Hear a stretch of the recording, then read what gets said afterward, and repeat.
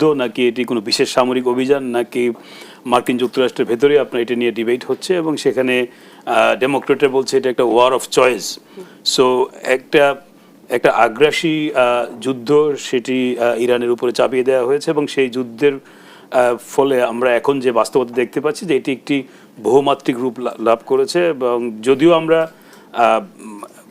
Officially দেখতে পাচ্ছি যে যুক্তরাষ্ট্র এবং ইসরায়েল ইরানকে আক্রমণ করেছে, কিন্তু এখন এই যুদ্ধটি মধ্যপ্রাচ্যে বিভিন্নভাবে এটা ছড়িয়ে পড়েছে। এবং একটা হিসাবে বলা হচ্ছে যে ইরান মূলত 14টি রাষ্ট্র সঙ্গে যুদ্ধ করছে, কারণ মধ্যপ্রাচ্যের যে সামরিক উপস্থিতি মার্কিন যুক্তরাষ্ট্র এবং তার যে মিত্র শক্তিগুলো আছে তারাও কিন্তু কোনো না কোনো ফর্মে যুক্তরাষ্ট্রকে সহায়তা করছে।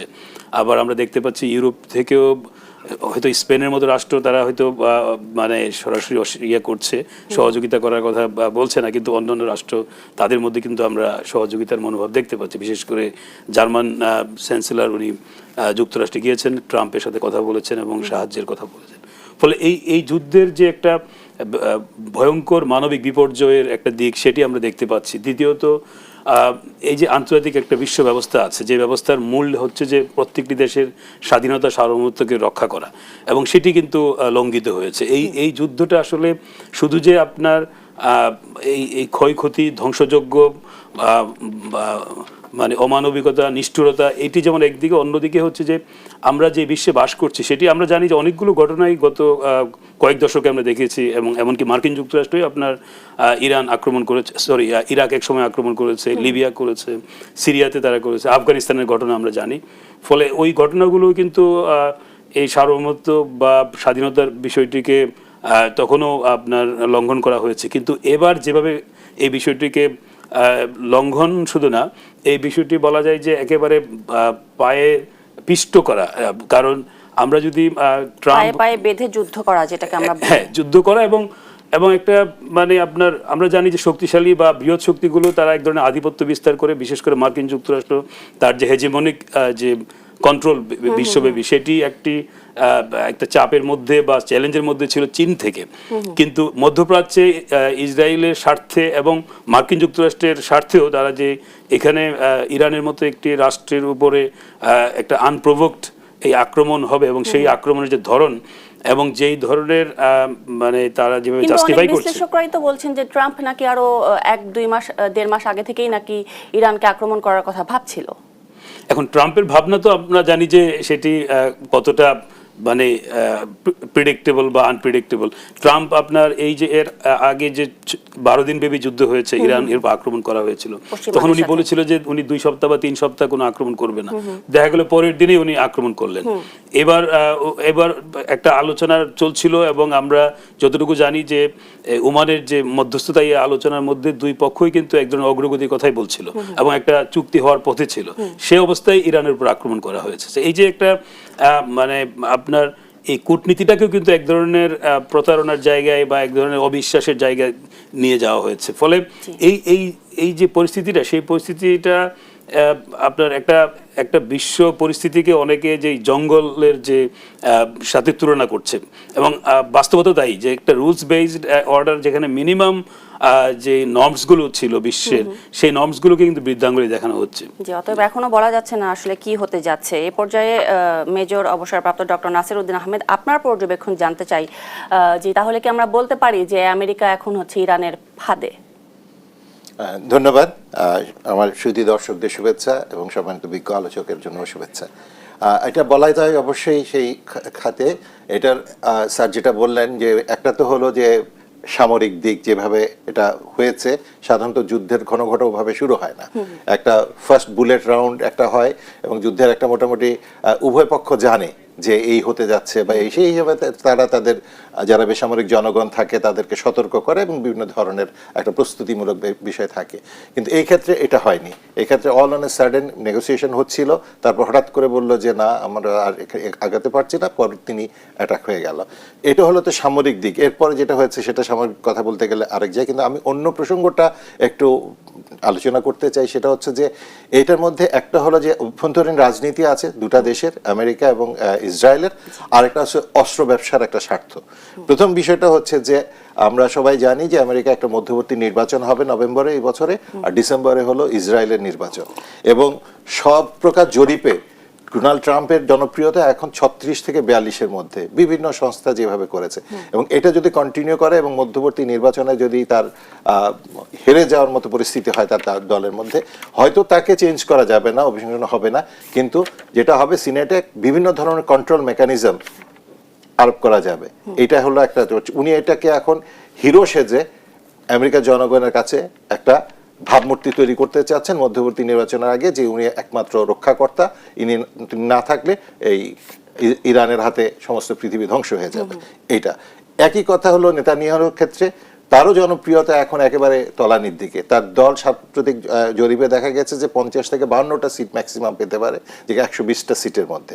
তো এইটা যদি হয় তাহলে তার জন্য একটা সামনে একটা বড় ধরনের ধকল আসবে। আর অলরেডি তো তার বিরুদ্ধে বিভিন্ন ধরনের অভিযোগ এবং আপনার শাস্তিমূলক ব্যবস্থার জন্য একেবারে ক্ষেত্র তৈরি হয়ে আছে নেতানিয়াহুর বিরুদ্ধে তার নিজের দেশে। এবং এই দুজন রাষ্ট্রপ্রধানই আপনার উভয় দেশের মধ্যে জনগণের কাছে একটা নানা কারণে বিতর্কিত।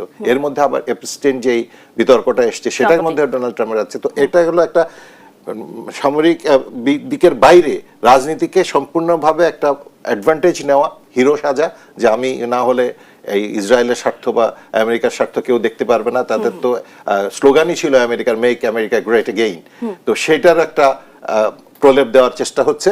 আর একটা বিষয় হচ্ছে যেটা যে জনগণের দৃষ্টি একটা স্ক্যান্ডাল থেকে আরেক দিকে নিয়ে যাওয়ার জন্য তাদেরকে ওটা নিয়ে ব্যস্ত রাখা। আর আরেকটা বিষয় যেটা বলছিলাম যে অস্ত্র ব্যবসা, যেটা আমি নিজে মধ্যপ্রাচ্যের যুদ্ধে ছিলাম 90-91 সালে, যে প্রথম গালফ ওয়ার হলো, সাদ্দাম হোসেন কুয়েত দখল করে নিলেন।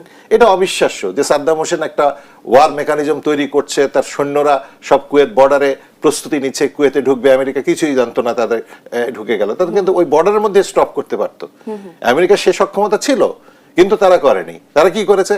কুয়েতে ঢুকতে দিয়েছে। তারপর করেছে কি, তারা নিজেরা গেল গালফ রিজিয়নে গেল। আমরাও গিয়েছিলাম বাংলাদেশ থেকে প্রায় 3000 সৈন্য, আমি তরুণ ক্যাপ্টেন হিসাবে সেখানে ছিলাম, এবং একটা কোয়ালিশন ফোর্স করে তাদেরকে ড্রাইভ আউট করা হলো। ড্রাইভ আউটটা একেবারে অবিশ্বাস্য। কেউ মানে আমার এখন এই যুদ্ধের যে সিনগুলো আমি দেখি আমার চোখে ওগুলো ভাসে, যে নির্বিচারে বোমা ফেলা হচ্ছে, এবং টার্গেট করে করে যেখানে তেলের খনিগুলো ছিল সেগুলোর মধ্যে বেশি বোমা পড়েছে। আমরা যখন গাড়ি নিয়ে চলতাম আমাদের উইন্ডশিল্ডের মধ্যে কালো একদম মানে লেয়ার পড়ে যেত, কিছুক্ষণ পর পর আমাদেরকে ওই উইন্ডশিল্ডের ইয়েটা মুছতে হতো, তাহলে আমরা গাড়ি চালাতে পারতাম না। ডক্টর নাসিরউদ্দিন, এই সব ঘটনার পরিপ্রেক্ষিতে যদি আমরা দেখতে পারি যে ইউরোপ আমেরিকার মানুষজন কিন্তু তাদের ট্রাম্পের উপরে অনেকটা বিরক্ত, ক্ষুব্ধ।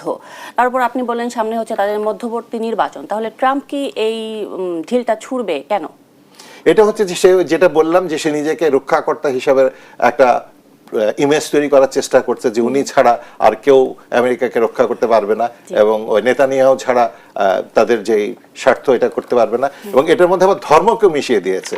এটা হচ্ছে যে তাদের একটা ধর্মগ্রন্থের কোট করে নেতানিয়াহু বলেছে যে এমন একটা সময় আসার কথা তাদের ধর্মগ্রন্থে আছে যে যেখানে একজন থাকবেন হলো ডেভিল, যিনি খোমেনিকে প্রেডিক্ট করার চেষ্টা করেছে, এবং তাকে ধ্বংস করার জন্য একজন অবতার থাকবেন, সেটা হলো ডোনাল্ড ট্রাম্প। এই ধরনের একটা মিক্স করে এটার মধ্যে ধর্ম, রাজনীতি এবং অস্ত্রের ব্যবসা, যেটা বললাম যে পুরো মধ্যপ্রাচ্যের ডিফেন্স মেকানিজম, যেটা বিশেষ করে অ্যান্টি এয়ার ডিফেন্স, যেটা বিমান বিধ্বংস করার বা মিসাইলকে ধ্বংস করার যে টেকনোলজি, এটা তো মূলত দিয়েছে আমেরিকানরা। তাদের প্যাট্রিয়ট এবং অন্যান্য যে সমস্ত ছিল ডিফেন্স মেকানিজম, সবগুলো উচ্চ মূল্যে তারা বিক্রি করেছে। এখন কি দেখা গেল যে না, এরপরেও কিছু তারা ইন্টারসেপ্ট করেছে, বাট তারপরেও ইসরায়েলে যে বোমা পড়ছে, কুয়েতের বেইজে পড়ছে, বাহরাইনে পড়ছে, পড়ছে। এখন তারা কি করবে? আবার নতুন আরেকটা টেকনোলজি দেবে। আগেরটাতে কিছু হয়তো ফুল প্রুফ ছিল না, এবার একটা ফুল প্রুফ, তো এটা তোমরা এবার কিনো। আমরা এই অবস্থা নিয়ে আরো কথা বলবো, এবং বাংলাদেশে প্রভাব কি পড়তে যাচ্ছে এটি নিয়েও কথা বলবো, তবে একটি বিরতির পরে। দর্শক দেখছেন RIL নিবেদিত দেশ সাম্প্রতিক। দেশ সাম্প্রতিক। আজ আমরা আলোচনা করছি মধ্যপ্রাচ্যে যুদ্ধ ও বাংলাদেশের প্রভাব। এই পর্যায়ে ডক্টর দেলোয়ার হোসেন, আপনার কাছে জানতে চাই যে ইরানকে ট্রাম্প কি আসলে চিনতে পারেনি? কারণ যে ইরানকে হচ্ছে জর্জ বুশ চিনেছিল, বারাক ওবামা চিনেছিল, এমনকি বাইডেনও চিনেছিল, কিন্তু ট্রাম্প এই ভুলটা করলো কেন? তারা তো এতদিন কোনো সাহস দেখায়নি, যে নেতাদের কথা বললাম, ট্রাম্প এই ভুলটা কেন করলো? এটি একটু একটা গুরুত্বপূর্ণ বিষয় আপনি বলেছেন। ট্রাম্প সম্পর্কে আমরা যেটুকু দেখেছি, উনি প্রথম টার্মে ক্ষমতায় ছিলেন, তারপরে দ্বিতীয় টার্ম, এবং মার্কিন যুক্তরাষ্ট্রের অভ্যন্তরীণ রাজনীতিতে ট্রাম্পের যে ব্যক্তিত্ব বা তার সম্পর্কে মার্কিন জনগণের যে ধারণা, সেটাও যদি আমরা দেখি তাহলে তিনি একজন খুবই আনপ্রিডিক্টেবল পারসন। এবং আরেকটি বিষয় আমার কাছে মনে হয় যে উনি অসম্ভব ইম্পালসিভ। উনি ওনার নিজস্ব কতগুলো চিন্তাভাবনা থেকে সিদ্ধান্ত নেন, এবং যুদ্ধের বিষয়টি কিন্তু অত্যন্ত ক্যালকুলেটিভ একটা অ্যাসেসমেন্টের ব্যাপার। এবং আমার মনে হয় না উনি ওই ক্যালকুলেশনগুলোকে ওইভাবে গুরুত্ব দিয়েছেন যে প্রথমত ইরানের যে সক্ষমতা কতটুকু, আবার মার্কিন যুক্তরাষ্ট্র তারা প্রথম দিকে বলেছে যে রেজিম চেঞ্জ একটা টার্গেট, পারমাণবিক অস্ত্রের ব্যাপারটি তো আছেই, পরে আবার এগুলো চেঞ্জ করছে। এবং মার্কিন পররাষ্ট্রমন্ত্রী সেক্রেটারি স্টেট রুবিও উনি আবার মাঝখানে বলেছেন যে এটা মূলত ইসরায়েলের জন্য এই যুদ্ধটা করা হচ্ছে।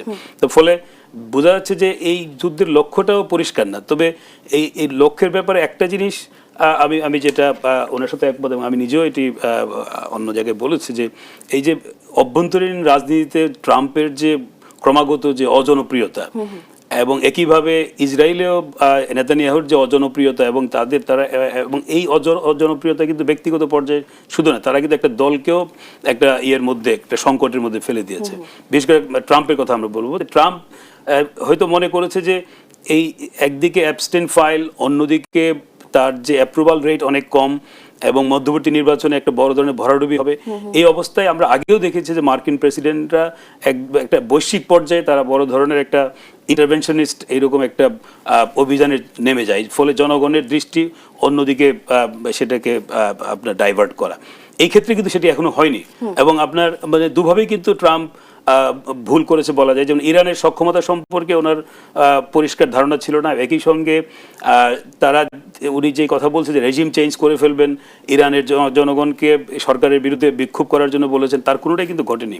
এমনকি যেভাবে আমরা লক্ষ্য করলাম যে ইরানের তাদের সুপ্রিম লিডার মারা যাওয়ার পরে তাদের যে রাজনৈতিক ধারাবাহিকতা, সেটাও কিন্তু তারা রক্ষা করেছে। ফলে ইরান এখন ট্রাম্পের কাছে বা যুক্তরাষ্ট্রের কাছে একটা ইনিগমার মতো, একটা মিস্ট্রি। একদিকে তাদের সক্ষমতা শুধু যে সামরিক সক্ষমতা তা না, রাজনৈতিক সক্ষমতার ব্যাপার এখানে। এবং আমি আসবো আবার আপনার কাছে এই পর্যায়ে। ডক্টর নাসির উদ্দিন আহমেদ, আপনার কাছে জানতে চাই যে এই মধ্যপ্রাচ্যের যুদ্ধ লাগলেই আমরা দেখি যে অস্থির হয়ে যায় সমস্ত কিছু, বিশেষ করে হচ্ছে তেলের বাজার বলি আমরা, সেটা অস্থির হয়ে যায়। বাংলাদেশে আসলে এর প্রভাব পড়তে শুরু করছে এর মধ্যে, কারণ এর মধ্যে আমরা বিভিন্ন গণমাধ্যমে দেখতে পেয়েছি যে গুজব ছড়ানো হচ্ছে, বিভিন্ন পেট্রোল পাম্পে ব্যক্তিগত গাড়ির দীর্ঘ সারি দেখা গেছে, তারা নাকি তেল পাচ্ছেন না। আসলে এ ধরনের পরিস্থিতি বাংলাদেশ কিভাবে মোকাবিলা করবে? এখানে আসলে দুটো জিনিস আছে, একটা হলো যে আন্তর্জাতিক প্রেক্ষাপট, আর একটা হলো দেশীয় প্রেক্ষাপট। আন্তর্জাতিক প্রেক্ষাপটে তো অবশ্যই একটা তেলের যে সরবরাহটা সেটা বিঘ্নিত হয়েছে অলরেডি, কারণ হচ্ছে যে হরমুজ প্রণালী যেটা আছে, হরমুজ স্ট্রেইট, এটা ইরান অলরেডি ব্লক করার ঘোষণা দিয়েছে এবং বলেছে যে কোনো তেলের ট্যাঙ্কার যদি এখানে থাকে তারা সেটাকে জ্বালিয়ে দিবে, এবং আমেরিকা সেটাকে চ্যালেঞ্জ হিসেবে নিয়েছে। তারা সেটাকে বিভিন্নভাবে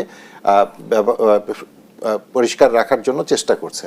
আবার এদিক দিয়ে চীনও বলেছে যে সেটা ইরানের সাথে বোঝাপড়ার মাধ্যমেই তারা সেখানে তেল নেওয়া সংগ্রহ করবে, কারণ এই হরমুজ প্রণালী দিয়ে সারা পৃথিবীর 20% তেল বহির্বিশ্বে রপ্তানি হয়। এখানে আপনার বিশেষ করে বাহরাইন, কাতার, কুয়েত, তারপর ইউনাইটেড আরব এমিরেটসের একটা অংশ, এমনকি সৌদি আরবেরও একটা অংশ এখান থেকে আছে, ইরান তো এর মধ্যে আছেই। এই তেলটা এখান দিয়ে বের হয়। এইটা যদি আপনি চিন্তা করে দেখেন, 20% তেল একটা বিশ্ব সরবরাহ ব্যবস্থায়, সাপ্লাই চেইনে যখন কমতে থাকে পার ডে, তখন এটা খুব বেশি সময় লাগে না এটা একটা ভয়াবহ তৈরি করতে। সুতরাং এটা করার যথেষ্ট সম্ভাবনা আছে। কিন্তু বাংলাদেশের যুদ্ধের 5 দিনের মাথায় যে কথাটা হয়েছে, এইটা আসলে মানব সৃষ্ট বলে আমি মনে করি। এটা সিস্টেমের সৃষ্ট না। এই যুদ্ধটার একটা অন্যতম লক্ষ্যই ছিল কিন্তু চীনের তেল সরবরাহ বন্ধ করা, কারণ চীনের যেই বাণিজ্যিক শক্তি সেটা তো এখন আমেরিকার প্রথম এবং প্রধান বাধা হয়ে দাঁড়িয়েছে, যার জন্য ট্যারিফের এই যুদ্ধটা এর আগে এসছে। সরাসরি যুদ্ধের আগে ট্যারিফ যুদ্ধ শুরু হয়েছে, এবং চীন তারপরেও কিন্তু বো ডাউন করেনি। তারা কিন্তু ওই যত ট্যারিফ ওদের উপর ইম্পোজ করুক, তারা পৃথিবীতে তাদের সেই বাণিজ্যিক যে সাম্রাজ্য অটুট রেখেছে। এবং তাদের যে তেলটা হলো তাদের ইন্ডাস্ট্রির ব্যাকআপ, মানে ইন্ডাস্ট্রির পিছনে ইলেকট্রিসিটির পিছনে হলো তেল। তো সুতরাং তেল ভেনিজুয়েলা থেকে আসতো আর হলো ইরান থেকে যেত। এই দুইটা ছিল চীনের প্রধান তেলের সরবরাহ লাইন। ভেনিজুয়েলা এখন তাদের ক্যাপচারে চলে গেছে অলরেডি আমেরিকার, এবং অবিশ্বাস্যভাবে তেল ভর্তি ট্যাঙ্কার বলছে যেটা আমার এখন।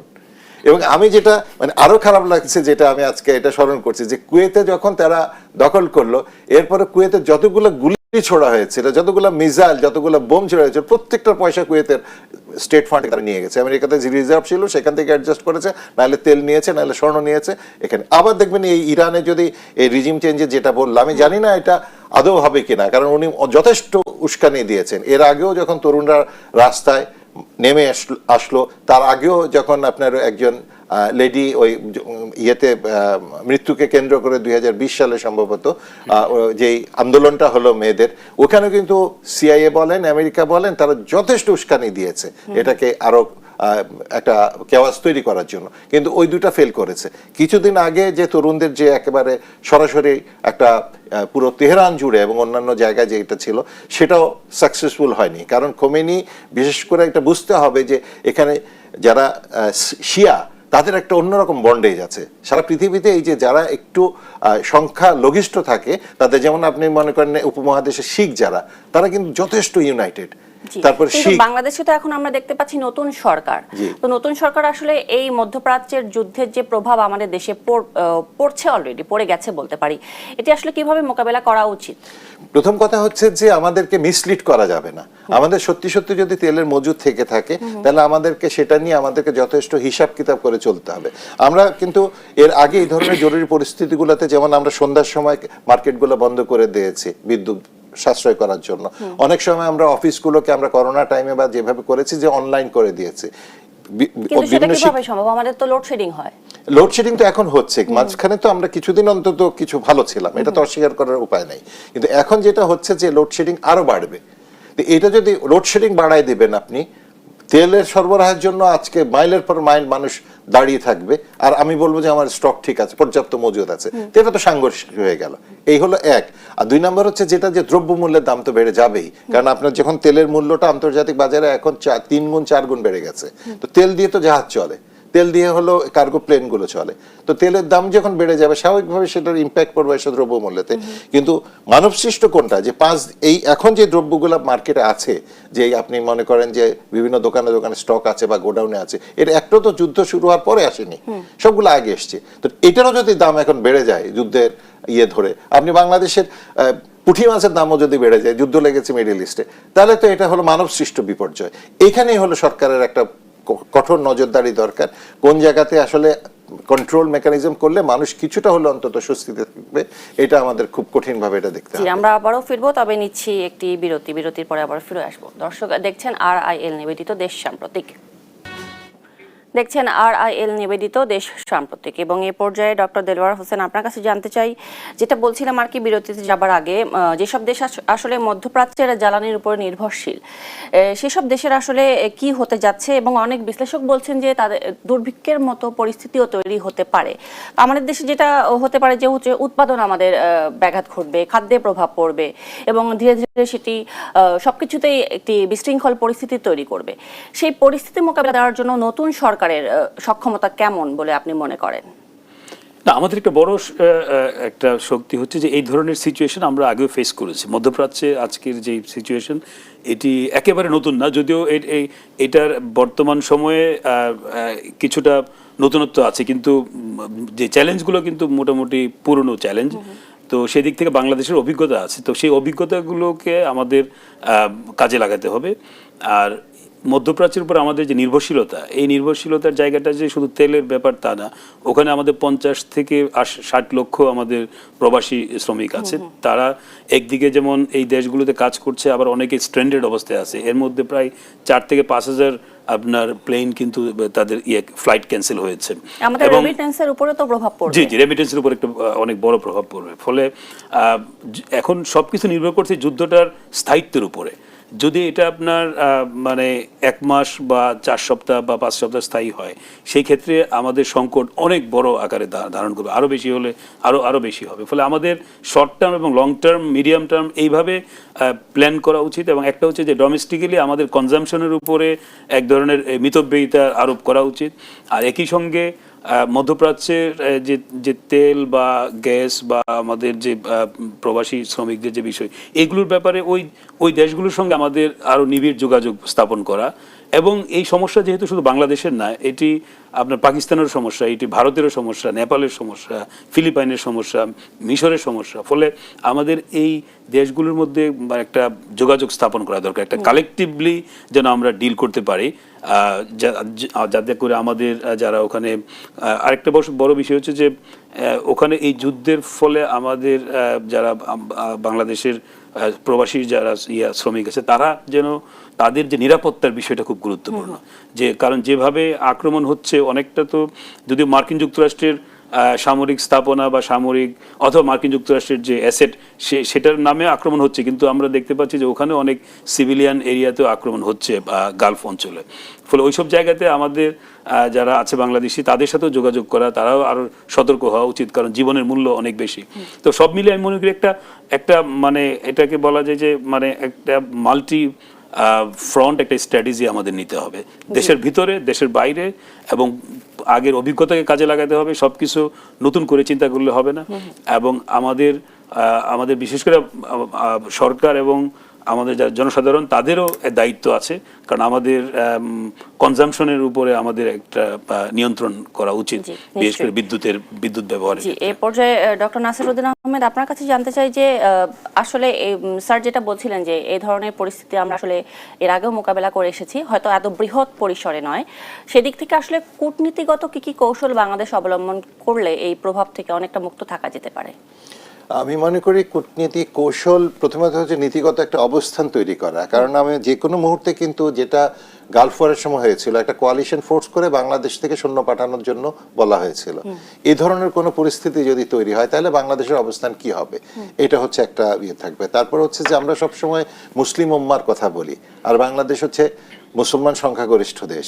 যদিও এখন এটা মুসলিম উম্মা বলতে আসলে ওইভাবে কিছু নাই, সমস্ত পৃথিবী চেয়ে চেয়ে দেখলো যে গাজা ধ্বংস হয়ে যাচ্ছে, কিন্তু কারো কিচ্ছু করার ছিল না। তারপরেও একটা কথা থেকে যায়। আর যেটা আমি আরেকটা বলছিলাম যে শিয়া কিন্তু বাংলাদেশেও আছে, শিয়ারা বাংলাদেশেও আছে। পৃথিবীর যতখানে যত শিয়ারা আছে, তারা যদি একসাথে করে কিছু একটা করতে চায়, তাহলে এটার আবার ব্যাপক একটা বিরূপ পরিস্থিতি হবে। অলরেডি অনেক বিশ্লেষক বলেছেন যে এই যুদ্ধ অবশেষে হচ্ছে শিয়া সুন্নিদের যুদ্ধে পরিণত হতে পারে, কারণ এটা হয়তো মাস্টার প্ল্যান একটা অংশ হতে পারে এখানে। আর আপনি যে প্রসঙ্গটা এনেছিলেন যে ডোনাল্ড ট্রাম্প এই মুহূর্তে কেন এই সুযোগ মানে এই আটকটা করলেন, উনি কিন্তু ওই যে শিয়া যারা আছে তাদের যে প্রক্সি ওয়ার যারা করতো, হুতি, হামাস এবং অন্যান্য যারা ছিল এখানে, তারা কিন্তু অলরেডি কিন্তু নিঃশেষ হওয়ার পথে। এই গাজা যুদ্ধের সময় তারা তাদের যেই শক্তি ছিল, তাদের যে অস্ত্র ভান্ডার ছিল, তার যথেষ্ট ব্যবহার তারা করে ফেলেছে, ওদের হাতে তেমন কিছু করারও নাই। এই সুযোগটাও ডোনাল্ড ট্রাম্প নিয়েছে। আপনি যেটা বলেছেন তার সাথে আমি শুধু একটা নতুন বিষয় যোগ করতে চাবো, সেটা আমার অভিজ্ঞতা থেকে গালফ ওয়ারের পরে, প্রত্যেক যুদ্ধের পরে কিন্তু কিছু রিবিল্ড হয়, একটা পুনর্গঠনের কাজ হয়। আমরা যেটা গালফ ওয়ারে